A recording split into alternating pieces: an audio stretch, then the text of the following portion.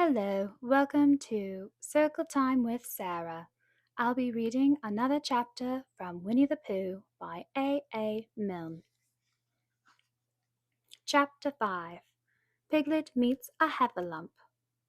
One day, when Christopher Robin and Winnie the Pooh and Piglet were all talking together, Christopher Robin finished the mouthful he was eating and said carelessly, "I saw a heffalump today, Piglet." "What was it doing?" asked Piglet.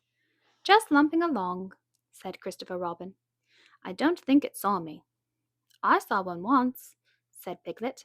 "At least I think I did," he said, "only perhaps it wasn't." "So did I," said Pooh, wondering what a heffalump was like.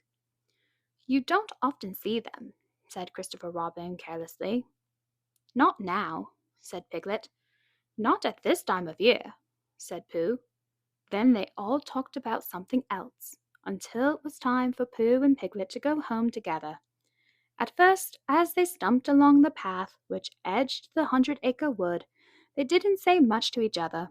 But when they came to the stream and had helped each other across the stepping stones, and were able to walk side by side again over the heather, they began to talk in a friendly way about this and that, and Piglet said, "If you see what I mean, Pooh," and Pooh said, "It's just what I think myself, Piglet."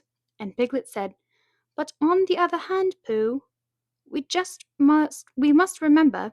And Pooh said, "Quite true, Piglet, although I had forgotten it for the moment." And then, just as they came to the 6 pine trees, Pooh looked around to see that nobody else was listening, and said in a very solemn voice, "Piglet, I have decided something." "What have you decided, Pooh?" "I have decided to catch a heffalump." Pooh nodded his head several times as he said this and waited for Piglet to say "How?" or "Pooh, you couldn't," or something helpful of that sort, but Piglet said nothing. The fact was, Piglet was wishing that he had thought about it first. "I shall do it," said Pooh, after waiting a little longer, "by means of a trap. And it must be a cunning trap. So you will have to help me, Piglet." "Pooh," said Piglet, feeling quite happy again now, "I will." And then he said, "How shall we do it?" And Pooh said, "That's just it, how?" And then they sat down together to think it out. Pooh's first idea was that they should dig a very deep pit, and then the heffalump would come along and fall into the pit. And "Why?" said Piglet. "Why what?" said Pooh. "Why would he fall in it?" Pooh rubbed his nose with his paw and said that the heffalump might be walking along, humming a little song and looking up at the sky, wondering if it would rain, and so he wouldn't see the very deep pit until he was halfway down, when it would be too late. Piglet said that this was a very good trap, but supposing it were raining already. Pooh rubbed his nose again and said that he hadn't thought of that, and then he brightened up and said that if it were raining already, the heffalump would be looking at the sky wondering if it would clear up, and so he wouldn't see the very deep pit until he was halfway down, when it would be too late. Piglet said that, now that this point had been explained, he thought it was a cunning trap. Pooh was very proud when he heard this, and he felt that the heffalump was as good as caught already. But there was just one other thing which had to be thought about, and it was this: where should they dig the very deep pit? Piglet said the very best place would be somewhere where a heffalump was, just before he fell into it, only about a foot farther on. "But then he would see us digging it," said Pooh. "Not if he was looking at the sky." "He would suspect," said Pooh, "if he happened to look down." He thought for a long time, and then added sadly, "It isn't as easy as I thought. I suppose that's why heffalumps hardly ever get caught." "That must be it," said Piglet. They sighed and got up. When they had taken a few gorse prickles out of themselves, they sat down again, and all the time Pooh was saying to himself, "If only I could think of something," for he felt sure that a very clever brain could catch a heffalump. If only he knew the right way to go about it. "Suppose," he said to Piglet, "you wanted to catch me.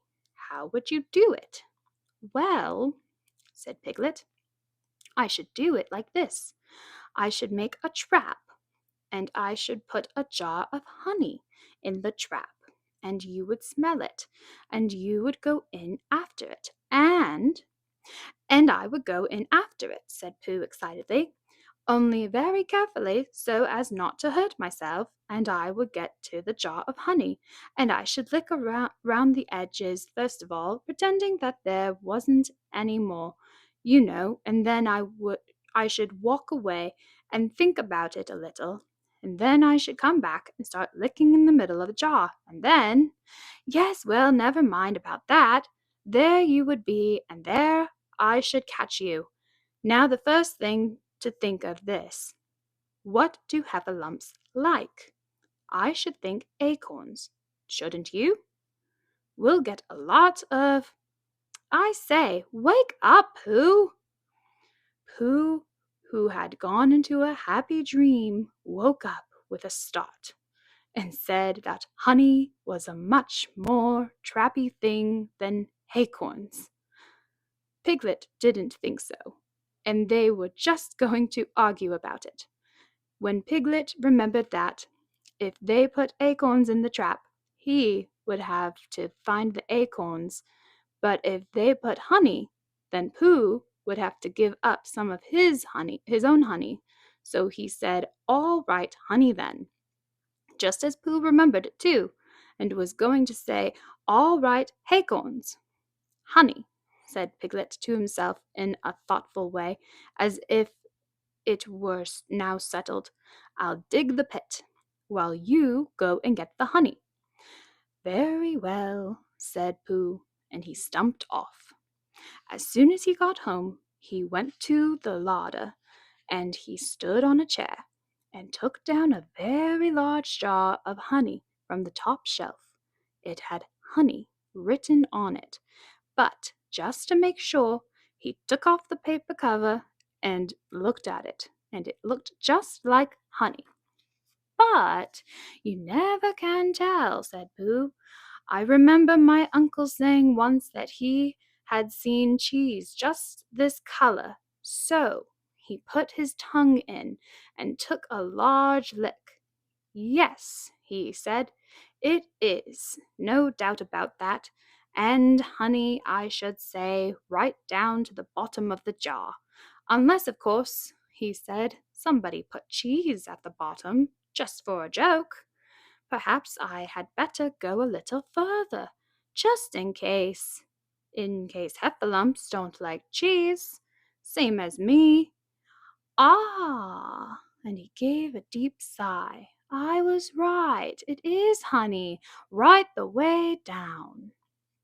Having made certain of this, he took the jar back to Piglet, and Piglet looked up from the bottom of his very deep pit and said, 'Got it?'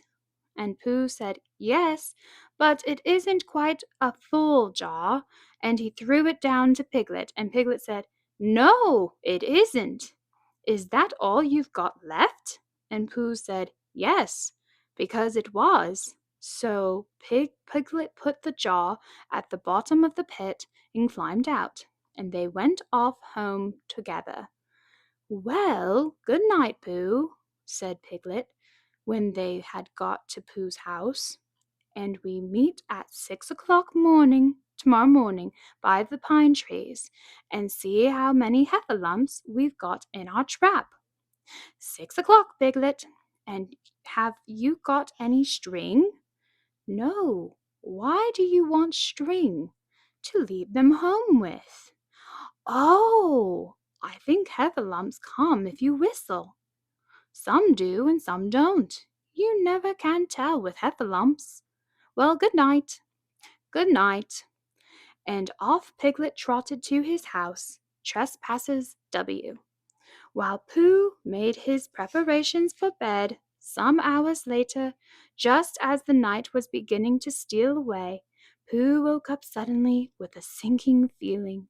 He had had that sinking feeling before, and he knew what it meant. He was hungry. So he went to the larder and he stood on a chair and reached up to the top shelf and found nothing. "That's funny," he thought. "I know I had a jar of honey there, a full jar full of honey right up to the top, and it had honey written on it, so that I should know it was honey. That's very funny." And then he began to wander up and down, wondering where it was, and murmuring a murmur to himself like this: "It's very, very funny, 'cause I know I had some honey, 'cause I was a label of saying honey. A globtus full up pot too, and I don't know where it's got to. No, I don't know where it's gone. Well, it's funny." He had murmured this to himself 3 times in sing sort of way. Then suddenly he remembered. He had put it into the cunning trap to catch the heffalump. "Bother," said Pooh. "It all comes of trying to be kind to heffalumps." And he got back into bed, but he couldn't sleep. The more he tried to sleep, the more he couldn't. He tried counting sheep, which is sometimes a good way of getting to sleep, and as that was no good, he tried counting heffalumps, and that was worse, because every heffalump that he counted was making straight for a pot of Pooh's honey, and eating it all. For some minutes he lay there miserably, but when the 587th heffalump was licking its jaws, and saying to itself, "Very good honey this is. I don't know when I've tasted better," Pooh could hear it no longer. He jumped out of bed, he ran out of the house, and he ran straight to the 6 pine trees. The sun was still in bed, but there was a lightness in the sky over the 100-acre woods, which seemed to show that it was waking up, and would soon be kicking off the clothes. In the half light, the pine trees looked cold and lonely, and the very deep pit seemed deeper than it was. And Pooh's jar of honey at the bottom was something mysterious, a shape and no more. But as he got nearer to it, his nose told him that it was indeed honey, and his tongue came out and began to polish up his mouth, ready for it. "Bother," said Pooh, as he got his nose inside the jar. "A heffalump has been eating it." And then he thought a little and said, "Oh no, I did. I forgot."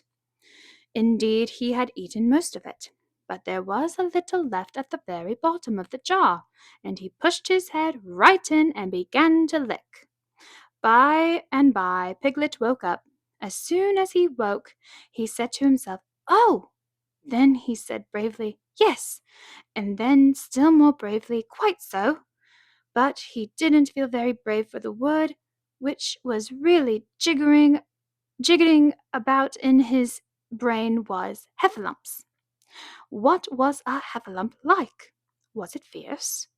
Did it come when you whistled? And how did it come? Was it fond of pigs at all? If it was fond of pigs, did it make any difference what sort of pig? Supposing it was fierce with pigs, would it make any difference if the pig had a grandfather called Trespassers William? He didn't know the answer to any of these questions. He was going to see his first heffalump in about an hour from now. Of course, Pooh would be with him, and it was much more friendly with two. But suppose Heffalumps were very fierce with pigs and bears. Wouldn't it be better to pretend that he had headache and couldn't go up to the 6 pine trees this morning? But then suppose that it was a very fine day and there was no Heffalump in the trap. Here he would be in bed all the morning, simply wasting his time for nothing. What should he do? And then he had a clever idea. He would go up very quietly to the 6 pine trees now, peep very cautiously into the trap, and see if there was a Heffalump there.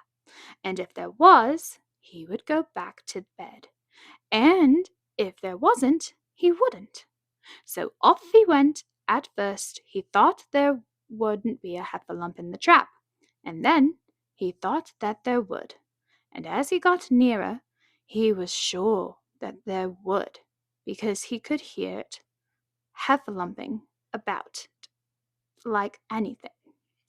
Oh dear, oh dear, oh dear, said Piglet to himself, and he wanted to run away. But somehow, having got so near, he felt that he must just see what a Heffalump was like. So he crept to the side of the trap and looked in. And all the time Winnie the Pooh had been trying to get the honey jar off his head. The more he shook it, the more tightly it stuck. Bother, he said inside the jar. Oh, help! Mostly, ow! And trying bumping it against things, but as he couldn't see what he was bumping it against, it didn't help him, and he tried to climb out of the trap, but as he could not see anything but the jar, and not much of that, he couldn't find his way. So, at last, he lifted up his head, jaw and all, and made a loud roaring noise of sadness and despair. And it was at that moment that Piglet looked down. Help! Help! cried Piglet. A Heffalump! A horrible Heffalump! And he scampered off as hard as he could, still crying out, Help! Help! A horrible Heffalump! Hop! Hop! Hop! A Heffalump! Hop! Hop! Heffalump! And he didn't stop crying and scampering until he got to Christopher Robin's house. Whatever's the matter, Piglet? Said Christopher Robin, who was just getting up.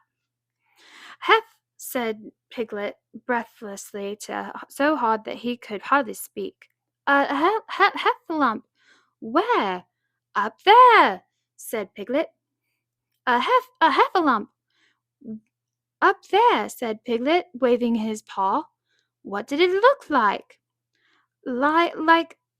It's the biggest head you ever saw.